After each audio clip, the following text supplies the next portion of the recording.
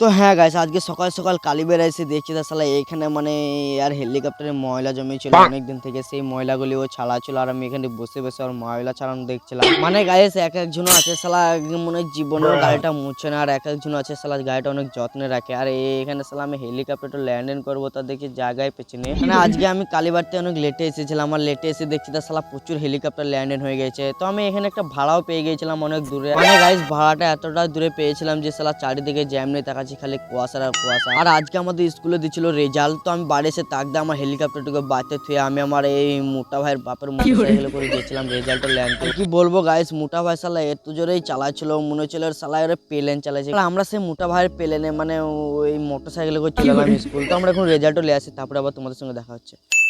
তো হ্যাঁ গাইস, আমরা এখন রেজাল্ট পেয়ে গেছি। আর এই আস্তানাটা শালা আমি অনেকদিন আসিনি, তার জন্য এই আস্তানাটা এলাম। আর ওই মোটা ভাই দিকে দেখি ওরা তো 24 ঘন্টায় আস্তানাতে বসে মানে আড্ডা দেয় আর কি। আর হ্যাঁ গাইস, এই আস্তানাটা আমাদের যা বছরে একবারই মেলা হয়, বিশাল বড় মেলা হয়। আর এই আস্তানাটা আসার একটাই কারণ হচ্ছে কারণ এখানে কটা ইনস্টাগ্রামে রিল বানালাম। হ্যাঁ গাইস, আমাকে ফলো করে আমার পাশে থাকো।